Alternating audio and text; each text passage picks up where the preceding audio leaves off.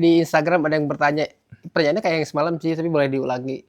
Pak Guru, saya Gen Z sudah menikah, berarti ilmu parenting untuk Gen Z, Pak Guru. Hah? Enggak gini. Ilmu parenting itu bukan bertanya ilmu parenting buat Gen Z. Tapi kalau memang mau terpaksa banget sama Gen Z, nonton YouTube banyak video parenting di situ. Jadi tapi saya berterima kasih dan bersyukur masih ada Gen Z yang bertanya parenting itu kayak gimana. Jadi Baraya, pertama ya, parenting untuk Gen Z yang berarti baru anak pertama itu ya. Kalau anak pertama saya nggak terlalu khawatir, karena biasanya mereka overprotective.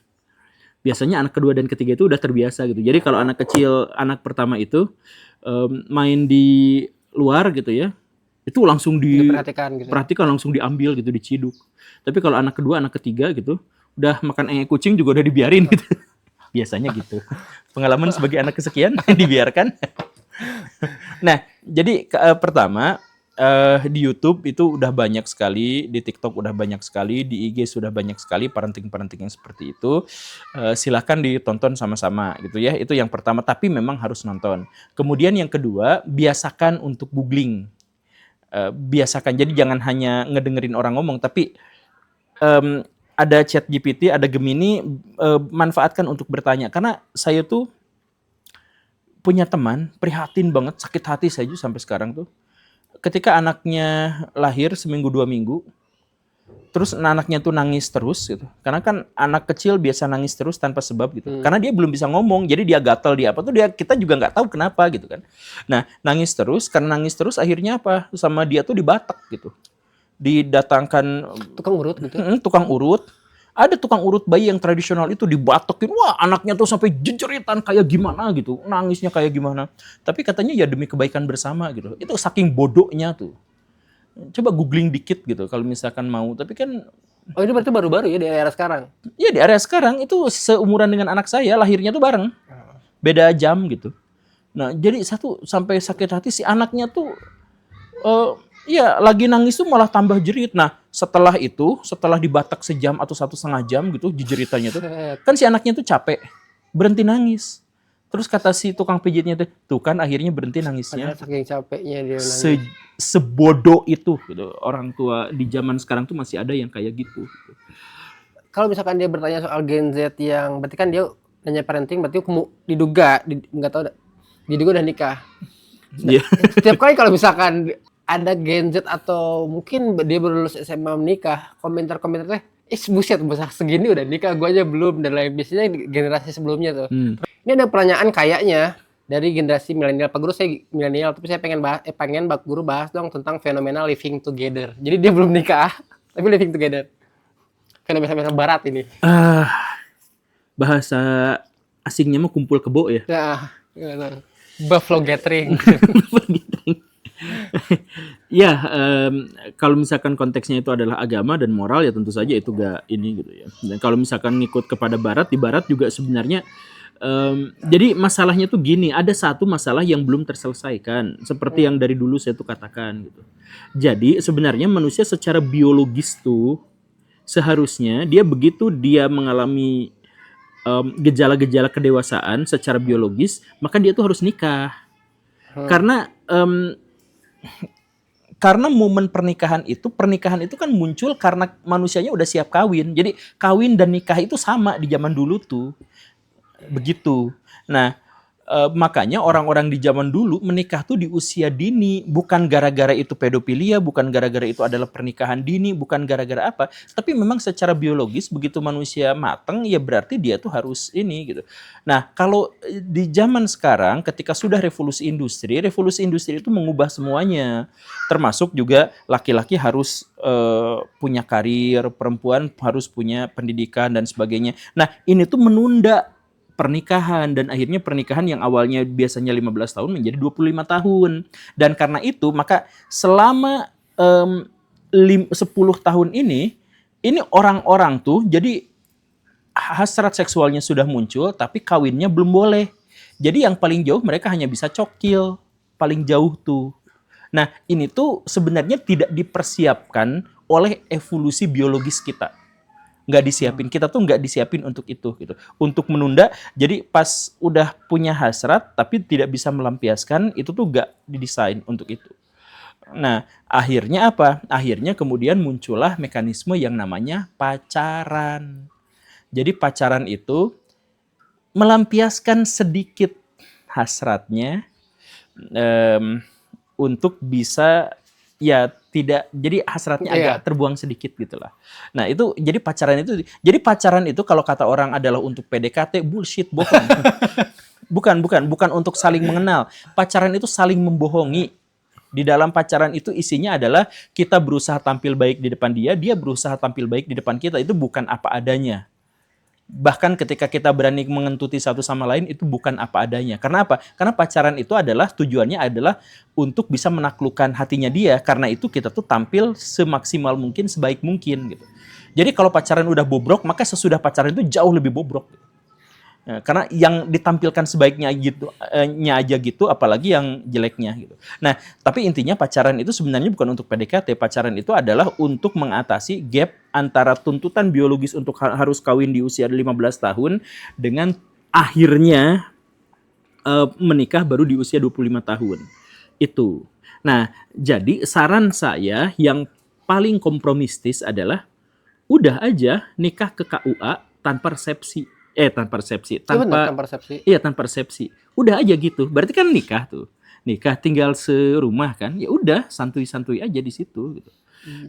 Tapi itu living together yang dia maksud pasti beda cerita. Iya, makanya yang saya tawarkan kepada dia, kalau mau living together yang kayak tadi itu, ya sahkan aja dulu, tapi nggak usah yang ribet-ribet gitu. Sahkan aja dulu kan gampang. Gimana kalau misalkan fenomena living together itu karena orangnya nggak mau disahkan? Keduanya berarti entah salah satu sepakat atau keduanya sepakat, kayaknya gue nggak mau ada. Nah, ini masalahnya. Kalau misalkan ini juga sulit sih, di dunia modern itu memang sangat-sangat sulit. Tapi gini, kalau tidak disahkan, maka sebenarnya kita tuh menghadapi tantangan yang sangat-sangat besar. Masalah hukum, masalah anak, masalah psikologis, masalah sosial, masalah orang tua. Semua kita tuh tidak mendukung untuk living together tanpa pernikahan. Semuanya tuh. Termasuk juga ya kita dewasa aja, kita belum pengen sah itu karena nanti kedepannya kayak gimana juga belum tentu, kan gitu kan? Yes. Jadi ada loh yang bawa-bawa nama Tuhan gitu. Jadi ya kita nggak mau nikah karena kita tuh nggak mau ngebohongin Tuhan. Karena nanti kalau sudah nikah terus nanti kita cerai lagi, itu kan berarti, nah ada aja yang ngomong kayak gitu tuh. Jago sebenarnya.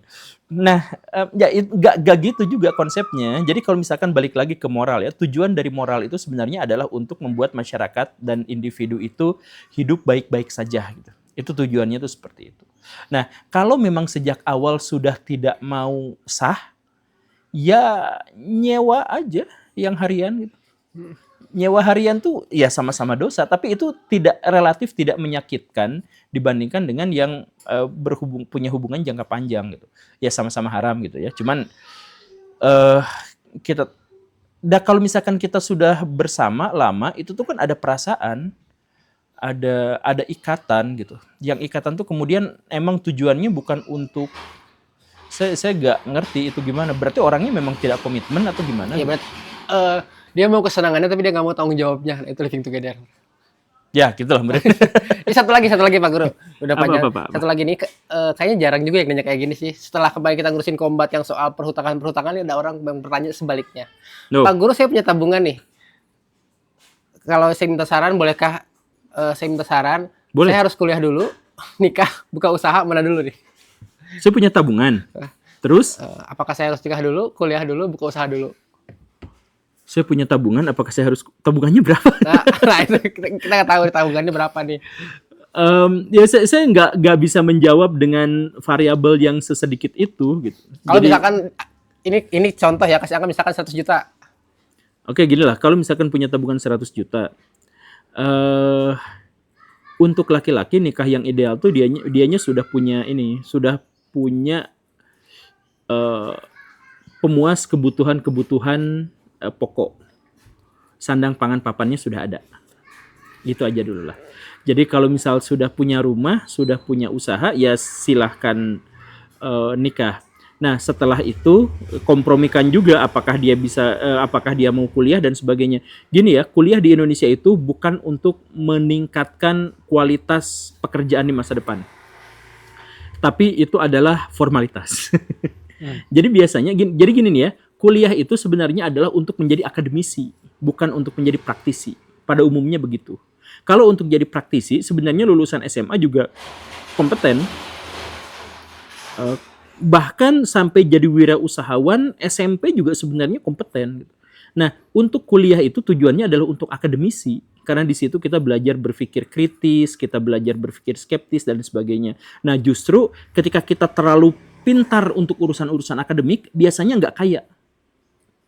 Sok, siapa orang yang pintar akademik, kaya raya gitu. Orang paling kaya di dunia, 100 orang terkaya, 1000 orang terkaya, misalkan, itu tuh nggak ada yang ilmuwan gitu. Ferry Irwandi kaya gak? Dia. Oh, dia kaya. Oke, dia anomali. Oh iya, bener. Anomali. Bukan anomali. Karena dia tuh beli kripto di awal. Oh, beli kripto ya? Waktu kripto masih murah. Ya, tapi oke lah. Cuman maksud saya, biasanya akademisi itu, atau dibalik kasusnya, kalau misalkan keingetan sama Ferry Irwandi, dia itu kaya duluan, baru jadi akademisi. Jadi setelah dia punya tabungan yang sangat kaya, baru dia ikutan SS-an berikutnya. Jadi bukan menggunakan tabungannya untuk ikutan SS-an. Gitu. Nah, jadi sekali lagi ya, kalau Baraya mau SS-an, itu tuh tujuannya ke depannya itu adalah untuk akademisi. Pada umumnya seperti itu. Kalau untuk ke pekerjaan, nih, lulusan SMA lebih mudah bekerja daripada lulusan S1. Karena si peluangnya lebih banyak. Peluangnya lebih banyak. Tuntutannya nggak gede juga. Di Indonesia, Baraya bisa cek, lulusan SMA itu lebih mudah diterima pekerjaan daripada lulusan S1. Dan lulusan S1 biasanya tidak mau kerja di ranah-ranah SMA. Iya benar sih. Ya, ya begitulah. Kalau buka usaha juga usaha apa dulu yang dia bisa. Nah, kalau dia buka usaha itu apa ya, terlalu ribet itu. Saya terlalu sedikit mendapatkan informasi untuk memberikan saran. Oke lah Pak Guru, terima kasih untuk hari ini. Sampai jumpa besok. Assalamualaikum warahmatullahi wabarakatuh. Waalaikumsalam warahmatullahi wabarakatuh.